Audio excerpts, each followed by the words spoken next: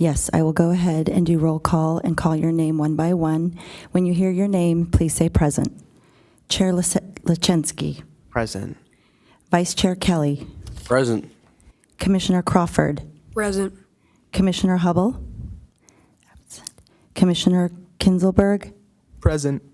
Commissioner Malikian. Present. Commissioner O'Malley. Present. Commissioner Sue. Commissioner Yui. Present.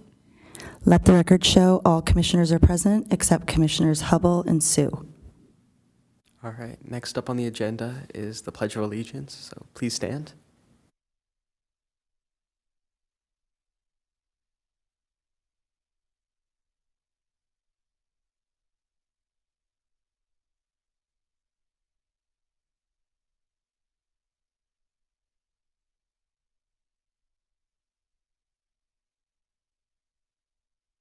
All right, next up we have special presentations and proclamations, which we have one, the Encinitas Sister City Delegation.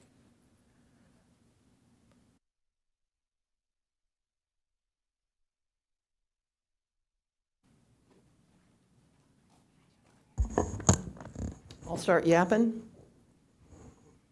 Hi, Commissioners. I'm Carolyn Cope, and I'm president of the Encinitas Historical Society, and that's one thing. But I've been involved with the Sister City Committee since 1988 when it first was formed. So I've been involved with a lot of delegate exchanges and student exchanges, and I'm very happy that this now is coming back into activity like it is. The students that are going to present to you were delegates that represented all of Encinitas. Is very important. It was a hard contest to the committee to choose the 3 individuals that went, and that's what they're going to represent.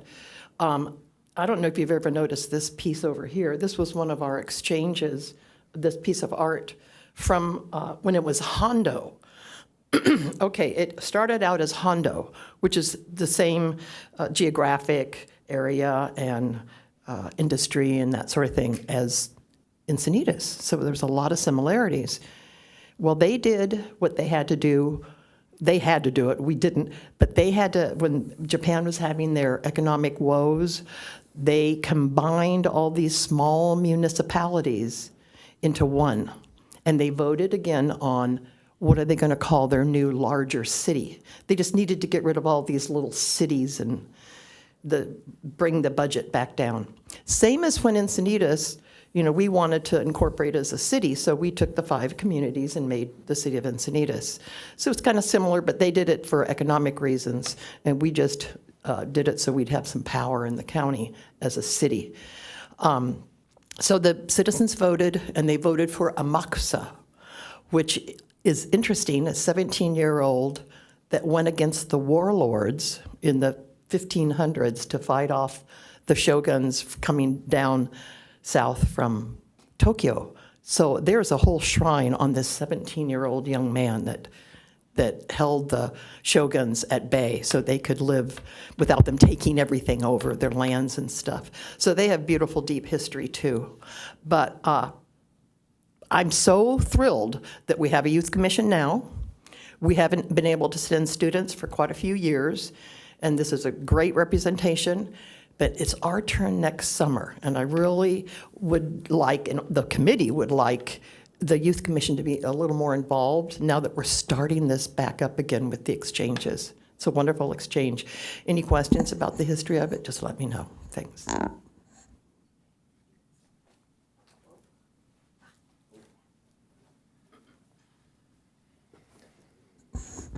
Yeah, so this is we're going to kind of give you an itinerary of what we did and some kind of things that we were going to discuss that we could help out with as the Youth Commission.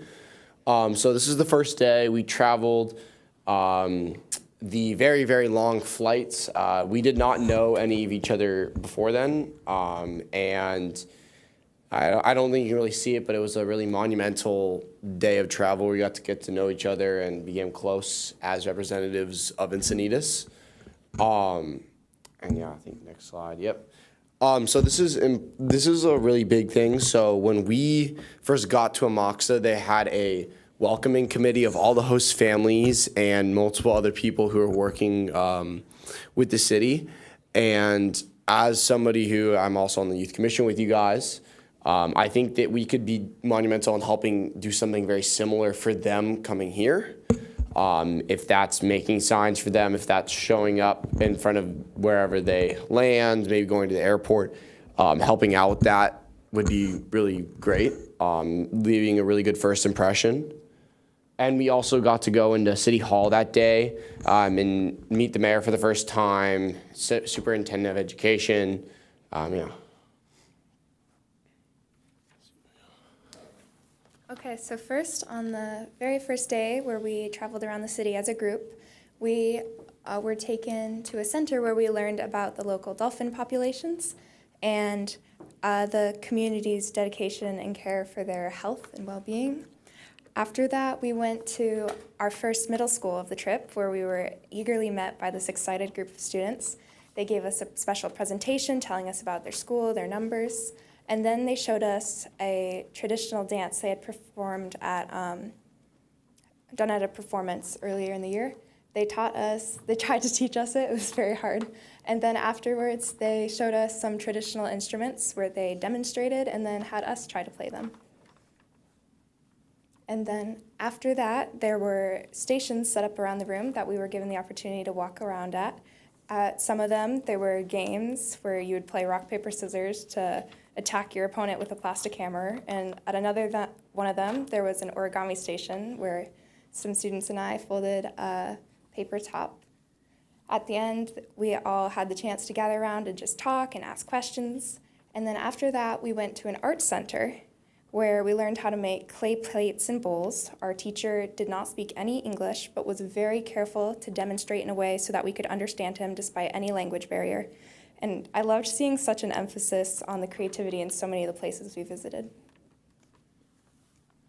Yeah, so I mean, I think something you're gonna see highlighted through pretty much every slide, every time we talk, is the amount of care and time they put into our experience. I think as somebody who was got to go, they really made us feel special, and they really helped us learn about their history and their unique experiences. And I think on the last slide, they talked about like the middle schoolers, Alana did, and I think that one thing to highlight is how supportive they were of us and trying new things and things that are important to them. And so I think that we can do something like that for them, whether it's helping out with maybe, as we're about to talk about, maybe the library, something like that, where we can make their experience really special. After the middle school experience, we got to go to the library. The Encinitas and Amoxa Central Library both have very distinct architecture, and they're essential part of the community life. It held a Sister City library exhibit with a beautiful collection of photos and gifts from past years, which included a custom skateboard signed by Tony Hawk, glass mosaics of poinsettias, plaques of moonlight beaches, and other things highlighting Encinitas' unique character. And there was also a really cool intergenerational experience between me and the superintendent of education for Amoxa. We got to read The Giving Tree in back and forth English and Japanese, highlighting kind of the importance of stories to show shared experiences. And yeah, I mean, I think that I'm talking about this, but as you can see, I'm really talking about how important the library is. I know Ms. Gorman comes every time to talk to us, and it's really awesome. And so I think that making that, maybe going and helping with that, because we have that communication link, and doing some kind of event with that. And then we also got to do a group dinner with traditional Japanese food, which included fish, chicken, and my favorite part was cow intestines. And I think that that experience, again, of the kind of like eating, sharing the time with people around you, I think that was a really important part for us, and will be an important part for them if we can provide that. And the reason we're talking to you guys today is that we're the kind of people that provide that. We're on the Youth Commission. We're chosen for a reason. We're the people that are supposed to represent Encinitas. And so I think representing Encinitas to the people of the Sister City Exchange Program is should almost be part of our jobs. So, yeah. And then, me again. If you did not know, we're all missing Tyler today. He's the 1/3 of us, and it's also the reason we have no jokes today. So we don't have the humor. So yeah, we got to meet the mayor on the group day 2. That was a really cool experience. We exchanged gifts, which included a sign of the distance from Amaxa to Encinitas, made from wood collected from Encinitas. And I think that was really, again, an important part of the journey for me, was getting to meet somebody who treated us with such high respect. And again, they all were like that. And I think this is something that we can provide. And then we got to go to Sakitsu Village, or Scarecrow Village, which was entirely populated with scarecrows. They got a good sense of humor over there.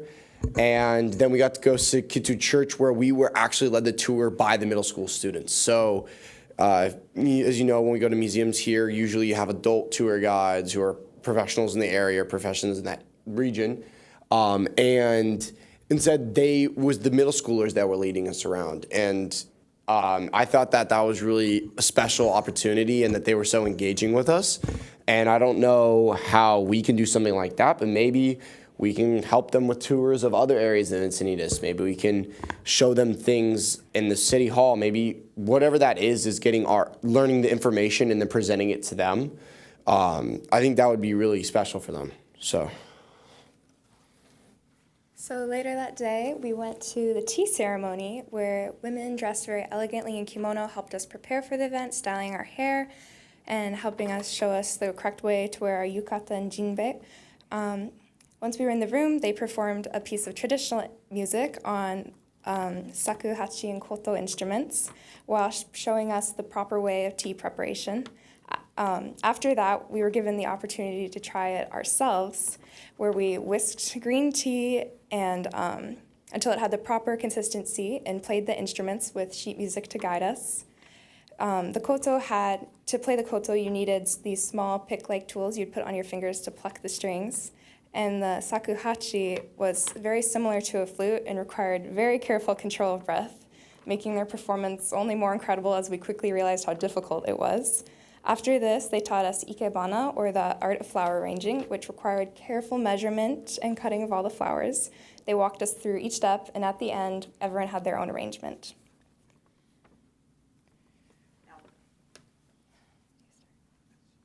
Oh, wait. That back. So the next thing we got to do, we got to go to a place called Goshura Island. It's also Dinosaur Island. They found a lot of remnants of dinosaurs there. And again, the really special thing for me, and I think for Alana and the group too, was that the middle schoolers led us through the tour. So after getting to visit the middle school, we got to... they led us on the tour, and it was really fun how passionate they were about it and how engaging they were. And I think that it was one of the things where I loved learning about dinosaurs, but the best part of it was getting to engage with the people that were slightly younger than us, but the people that have the similar experience from across the world. So, yeah, and we also did do a fun activity where we tried to find fossils in 100-degree heat, so... So on this day, we also visited a second middle school where the students greeted us very warmly with posters and excited smiles. There we heard from them about their school. We found out that they were a smaller school, as Goshura is a smaller, tighter community. They guided us to the student kitchen classrooms, where they taught us how to make delicious sweet snacks. Together with the students, we mixed up the batter, cooked the pieces in hot water, dished them up in dishes, and made sweet black beans and syrups, and cleaned the dishes together. We learned that sometimes students would help make meals in the kitchen, which gave them confidence and familiarity. Moreover, there was a lot of emphasis on treating the school property with respect, as students would help clean the school at the end of the day. And now we're going to talk about, real quick, some of our experiences we had on the individual days with our host families, where there was not an agenda. These are a couple pictures from the other student, Tyler's, experiences with his family. And this one is mine. So my experience with my host family was absolutely unforgettable. They were so incredibly gracious and welcoming and included me in everything, like family game nights, basketball games, or birthday celebrations. They showed me so many of the amazing sights of Amoxa, from the tallest mountain to stunning hiking locations to shrines and hot springs. We also went to malls and local rivers where we could catch shrimp. One of the free days, we even went up to Kumamoto, where we visited Mount Aso and Kumamoto Castle. From mealtime to exploring many of the gorgeous places in Amoxa, my host family shared so much with me about their daily lives. My favorite part, though, was definitely just the moments where we all sat down and got to connect and play games and try to communicate, and they would teach me. We played the game of life, except they had different rules, so trying to explain it to me and us all play together was one of my favorite memories from the trip. Yeah. I mean, there's so much, can't tell you all of it. It's absolutely incredible journey. Getting to become like a family member of them, and they're my family now. Connect with them all the time. There was two brothers, so Shoto and Yusin, and then the sisters were Koharu and Oka. And I think that, you can talk about the big things we did with them, but my favorite things were the most subtle aspects of their lives, like getting to play Uno with them with Japanese style rules, or practicing baseball with a Japanese baseball team, the hot spring group bath. Like, there's so many things that were, in their opinion, something that were small and that you wouldn't consider like very important. And there was things that made my trip. And that the engagement I had with them, whether it was one-on-one or as almost another part of their family, I think are life-changing and really have changed how I see the world and history. And I know that we are looking for host families for Amoxa. You want to slide in on this one? Hi, I'm Nicole White, supervisor for special events and projects here at Encinitas, and I had the pleasure of accommodating these three delegates along with Carolyn on this trip. And Quaid, I know Quaid and Lana wanted to share their experience with you, which I hope you can feel their passion and their excitement of how this changed their life. Not only were their lives, my life, impacted and changed for the better in getting to see another part of the world, but we also formed those relationships with all of our host families over there, and we were able to give them things as well. So the whole time that we're there, we're sharing our culture with them, Encinitas, and now we have the opportunity in summer of 2025 to accept, I believe, 6 delegates that will be coming from Amoxa in the summer, and we can create that same experience for them. I know that Quaid and Alana just wanted to open the possibilities, not only share their experience, but also see if there's interest moving forward, whether you get involved individually or as a commission, to be a part of the exchange that is coming here, because it really does make a difference. You would be making that difference for them and their experience that they will in turn take back to Amoxa. And it is fabulous. My host family, the family that I stayed with, the mother, she was one of the delegates that came here, like 12 years ago. And then now she's hosting, and she was hosting me as the chaperone. And so it was really nice to see these relationships. So I think Quaid touched on some of the highlights of the moments, and Alana, that were very impactful. So, for example, that welcome reception, like how we were greeted when we got there, we felt so special. Like we'd been traveling for 20 hours. We were exhausted. It was hot. It was sweaty. Nobody spoke English. And we got there, and I recognized my name on a sign. So I was like, ooh, that's my name. I know how to read that, and I feel really special. So, and then the dinners as groups, that was amazing. A time to just sit and chat with people. The simple moments is really what made the difference, I think, for all of us. Obviously, all the activities you can do, like what is important to you guys here in Encinitas? What do you want to show somebody that is from a different part of the world? Is it Moonlight Beach? Is it like your favorite restaurant? Is it, a view? Like, what are the things that we want to show them? And then we were really impacted by all our interactions with other youth. So those student-led tours, it was amazing. They did not speak English very well, and you could tell that they put all this time into preparing how to tell us about their town, and then, present present to us. And no, we're not asking you to learn how to speak Japanese. We can definitely have translators, but you could just, it was the effort that they put in to showing us around that made the experience so very special. So with that, I'm going to hand it back to Quaid and Alana and see if you guys have any questions for us. And I do just want to say one more thing. If you have any questions during the year about the Sister City Exchange program, please feel free to reach out to me. You have a whole group of people here that can contact me, and I'd be happy to answer your questions. You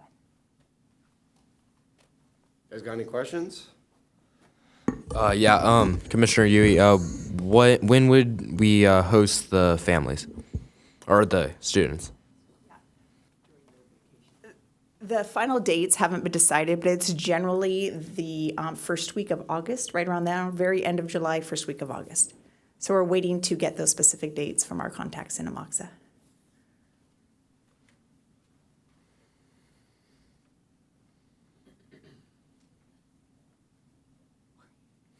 Other questions? Commissioner Leszczynski, I just had, how old are the students coming from Amoxa? Are they going to be middle schoolers or high schoolers? Yeah, junior high. That was kind of also our experience there, is you mostly engage with the junior high students. I have a question for you. So do you, because it's mostly middle schoolers, do you think that it's just because it's more in their curriculum at that age to talk about foreign government, or how did that, I don't know. Not that deep. No, not that deep. Yeah. Just check. I think, especially in Japan, from what I've been learning in school, because I take Japanese classes, that especially Japanese high school students are very, very, very busy. And so I think the middle schoolers just have more availability for this kind of thing. Oh, interesting. Yeah, because also I think one thing to emphasize is the fact that when we went there, they were in school, and it was July and August. Like, they have summer school. I mean, I think their middle school, like, they're a vigorous academic course load. Like, you think like 3 APs is tough, man. They're absolutely working as hard as they can over there on academics. So I think it's probably regarding academic vigor, probably, because it's a little less for the junior high until they get to high school. Or high. I have a side note. Oh, other question? Quaid, I'm dying to know now if they come out and you're going to trade a book. What's the book you would bring out?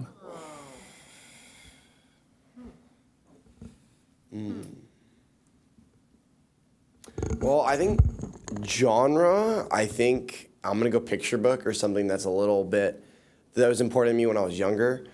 So many good ones.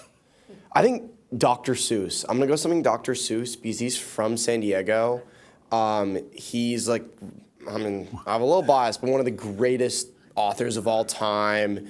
Did so much for the community and had such an international view on things. And I think that his messages are going to be really funny to them. They're going to be like, what the heck? Like, this is whack, But I think at the same time, it's going to be such a fun experience for them to read something that is just so different from what they're going to be used to. I think oh my God, I say his name wrong every time, but any of his books are so good, Where the Sidewalk Ends, and they're funny. There's so many good ones. I think a picture book, it would be the big one for me. Okay, thank you. Oh, and I realized we didn't say much about this last slide, but this was the day we were leaving. It was very special. Almost nearly everyone we had seen on the entire trip, people we had seen at the library, the superintendent of education, they had all come to say goodbye to us. And when we walked out onto the plane, they were all outside waving goodbye. Like, the engagement of everyone involved during this trip was amazing. Like, it was so dedicated, and it was really impactful because there were so many connections made during the whole trip. I have something to add to the connection thing. So I hosted Yumiko when she was 13 early on in the program, and now I'm there with my 4 Japanese grandchildren now. She's 42, her niece and nephew and her 2 daughters. So now I have not only a Japanese daughter, but 4 Japanese grandchildren. So it's wonderful. Keeps going.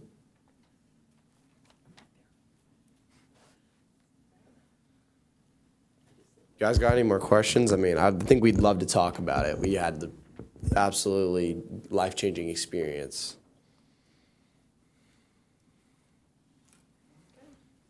Yeah, I think we're good. So yeah, thank you for listening.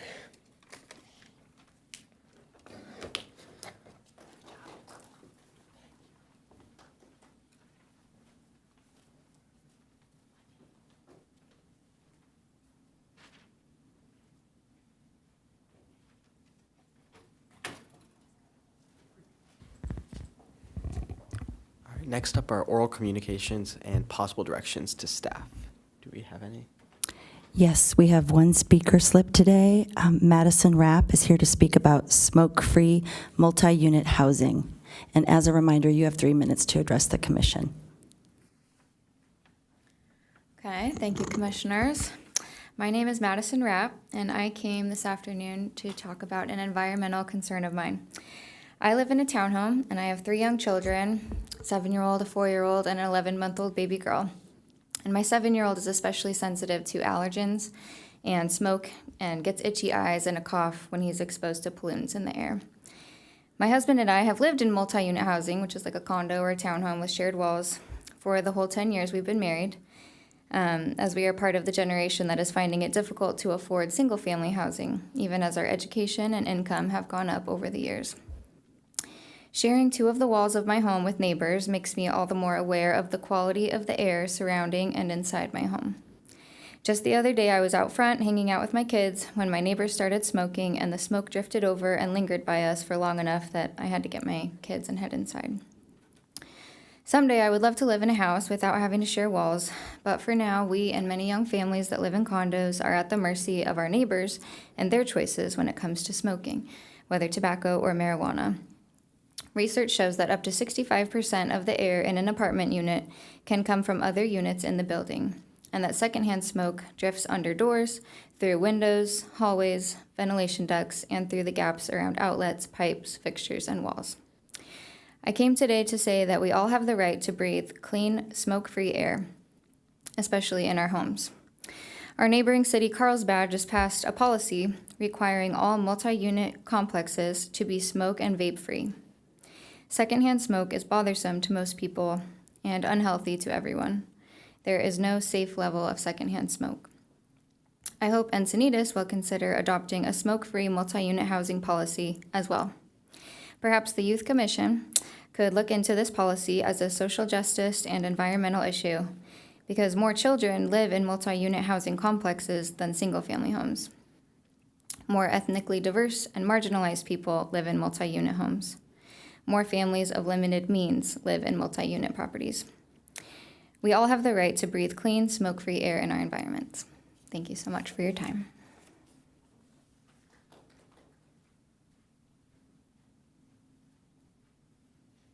All right, next up are changes to the agenda. I believe we have none. There are no changes to the posted agenda. Hearing none, we'll go on to approval of the October 2nd, 2024 Youth Commission meeting regular agenda. Commissioner Leszczynski motions to approve. Vice Chair Kelly seconds. We will go ahead and do a vote. Chair Leszczynski, Aye. Vice Chair Kelly, Aye. Commissioner Crawford, Aye. Commissioner Kinzelberg, Aye. Commissioner Malikian, Aye. Commissioner O'Malley, Aye. Commissioner Sue, Aye. and Commissioner Yui. Aye. Let the record show the October 2nd minutes have been approved.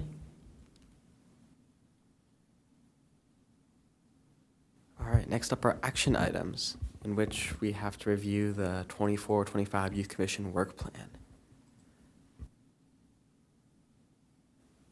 Okay.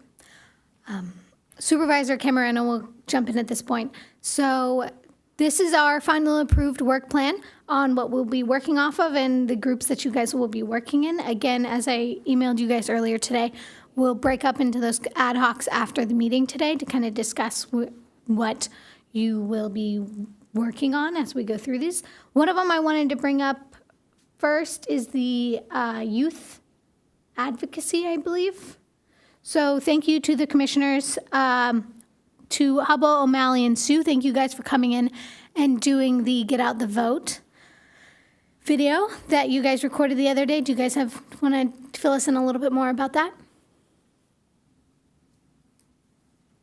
Sure, this is Commissioner Sue. So just the other week, we went to the community center and we recorded a video or an Instagram reel for the city's social media, and then we got that posted to encourage voting. Yep. Thank you, guys. Yeah, so that's one of the pieces on our work plan that went well, so appreciate you guys coming in and doing that. Other than that, there is also, Dave is here to talk to you guys a little bit about the arts initiatives. I'm going to pass it over to him.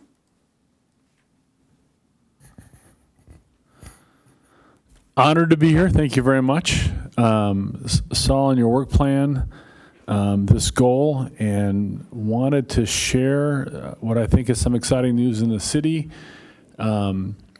Just like the discussion on the Sister City program and the people that went there and the difference that was made in their life, but also the difference that they made to the people from Japan. Art does that many times. It creates excitement, pleasure in seeing, makes the environment better. And we have a lone sculpture program that's just being completed after a couple of years of getting in process to go. And I wanted to share some of the art pieces that were reviewed. There were 6 art pieces submitted for 2 parks in this round. Art pieces were chosen by review and public score surveys. And one of those is the piece you see here at Sun Vista Park. Very colorful. Will be on the corner if it's chosen by City Council to, like I said, be on the corner. We're on a busy street. The public will see it, and those that visit Sun Vista Park have the opportunity to see it when they're there, to walk up to it closely and enjoy what this piece will add to the park. Can we go to this next one? And what I think has become my favorite sculpture is Neptune Jr.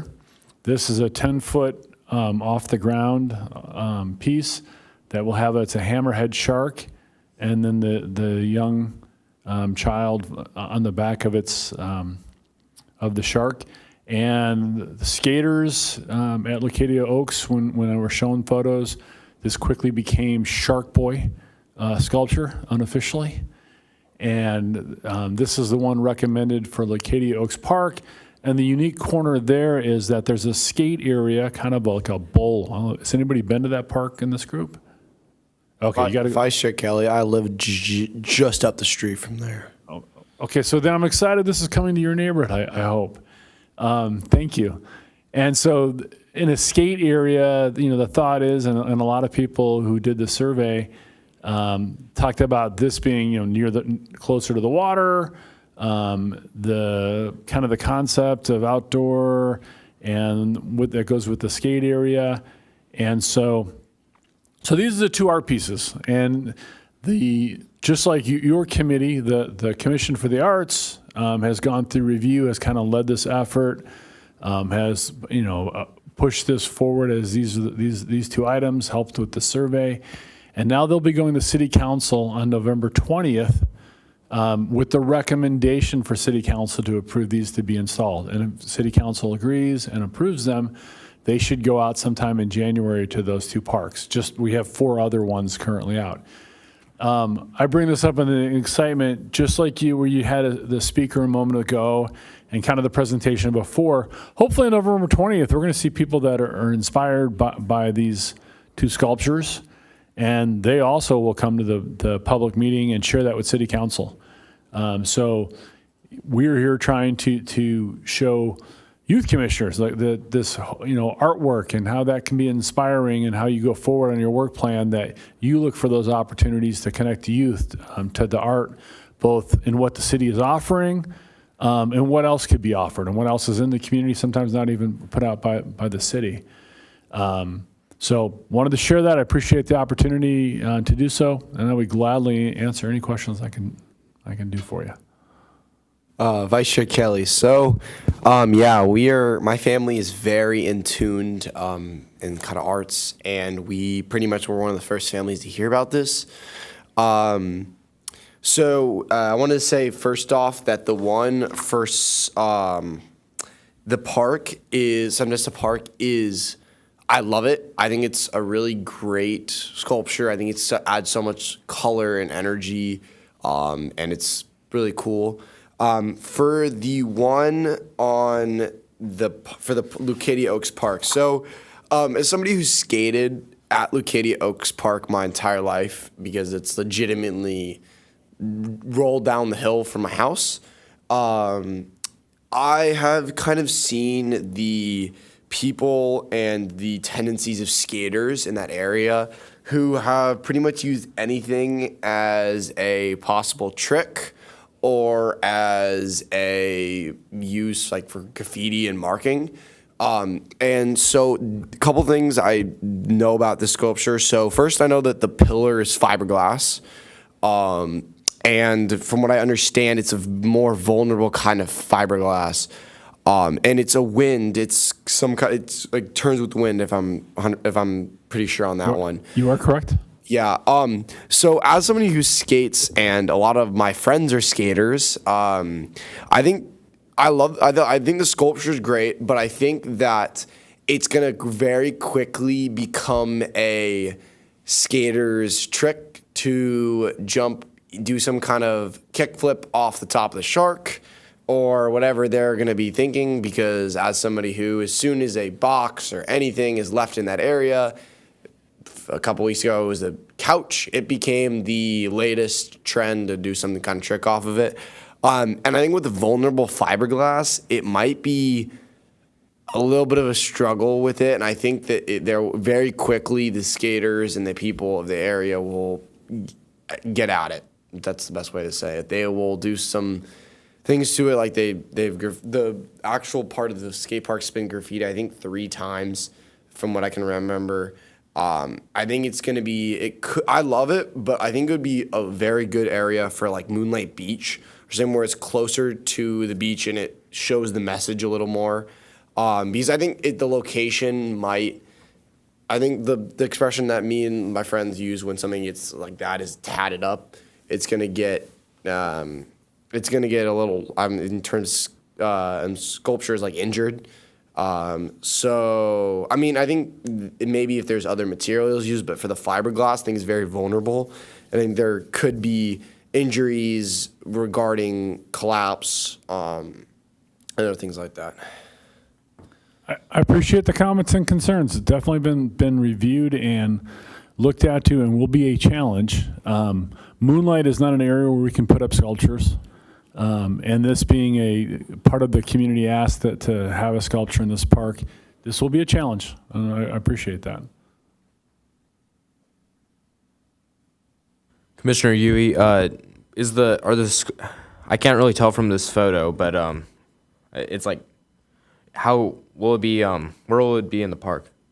So this is on the southwest corner by the busy street, but this is also the skate bowl area, or skating scares set up. So this is when you drive by, you'll also have an opportunity to see it. It's on the corner where people are walking away from the park if they're going in that direction. And it's a little more visible than some other locations would have been.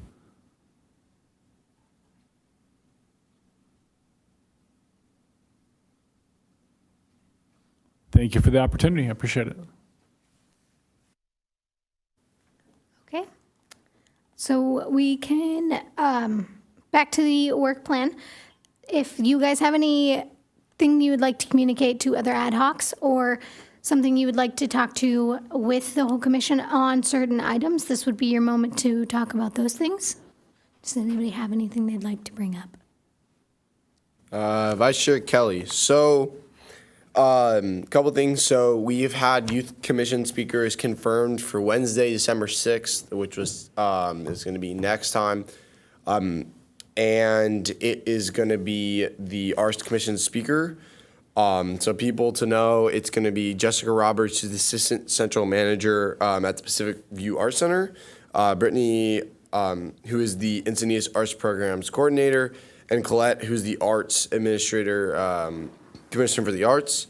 And then I wouldn't, so a question for Supervisor Hamer, or Supervisor Manera and Manager Hamer.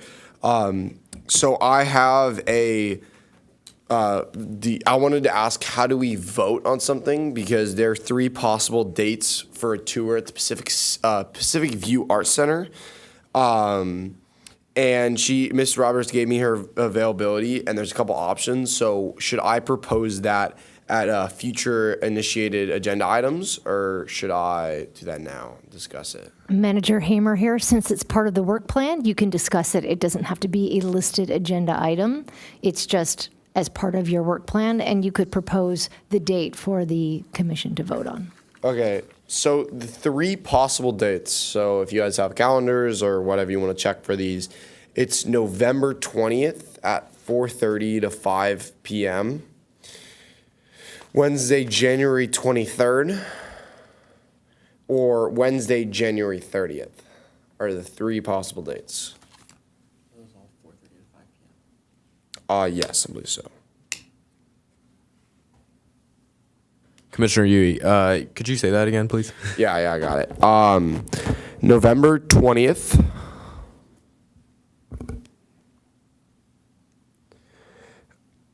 January 23rd. January 30th. Manager Hamer here. I did also inquire if that would have to be a special meeting since you're all going to be together. And I was told as long as you're not discussing commission business, you're just literally doing the tour and talking about arts in Pacific View, it does not need to be a scheduled special meeting. Vice Chair Kelly, yes, because it doesn't violate the Brown Act if we don't. So, yeah.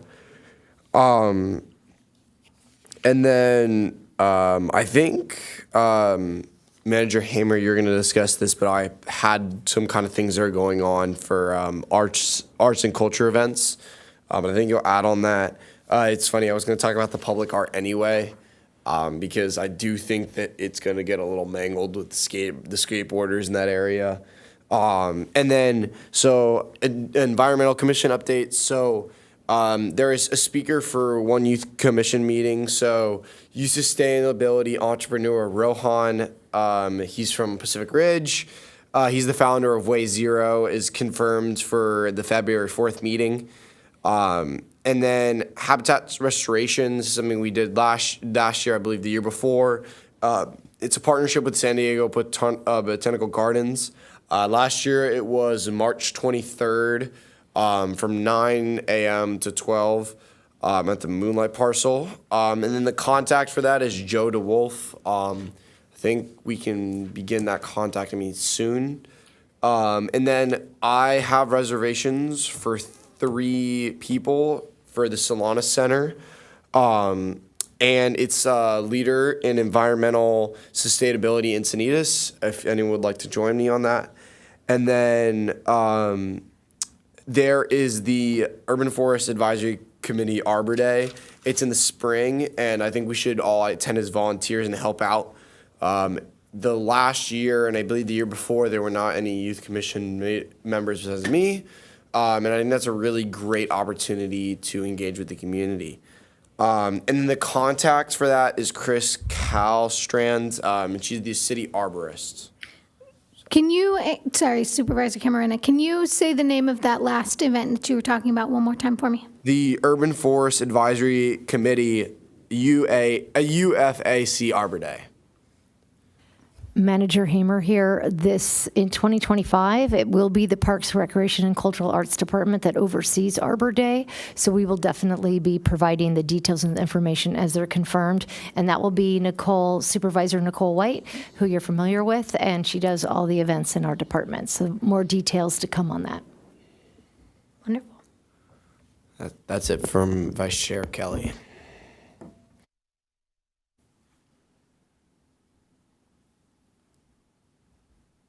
Okay. If we don't have any more updates at this point, then we will, after the meeting, then we can go into our ad hoc committees and discuss these things a little bit more, get some of you more familiar with what we'll be doing moving forward. Manager Hamer, I just wanted to mention, I know you all took down those dates for the potential tour. Make sure you check with your transportation, your parents, your school schedules, and be sure, that if that's going to be scheduled, we want as much attendance as possible. I will email you guys this week about it as well.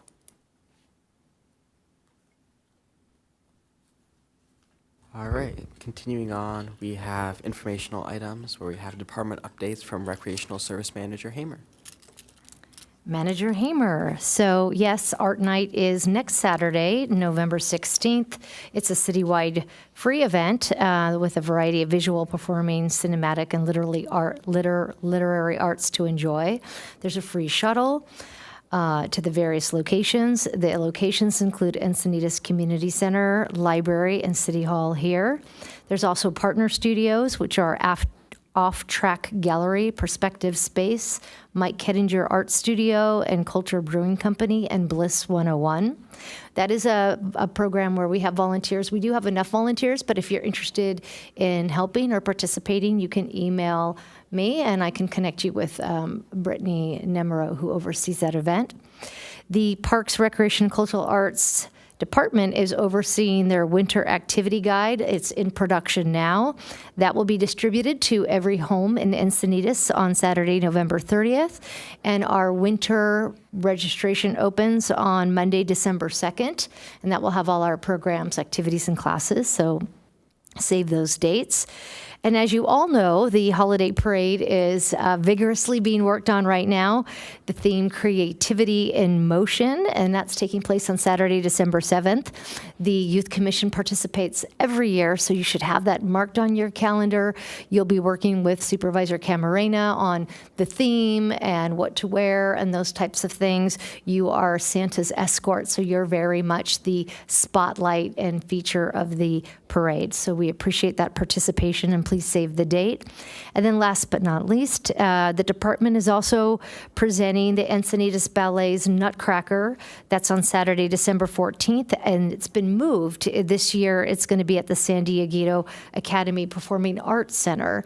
And that should be, usually sells out, so if you know anybody or have interest in the Nutcracker, those are on sale right now on the Cultural Arts website. Thank you. Thank you. And next up, we have commission member just initiated agenda items, which I believe we have none. There are none.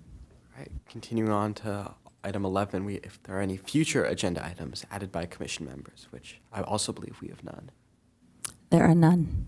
All right, going on to the item 12, we have commissioner reports. So like we did last time, all commissioners will give 30 or so second spiel about what's going on at their school in their local community. So at Pacific Ridge School, we just wrapped up Fall Fest, which was over the past weekend, and that's where all the clubs can volunteer and they can fundraise for their specific goals. We had clubs fundraising for tap dance shoes for underprivileged dancers to even people selling boba to help fundraise for their own nonprofit they were founding.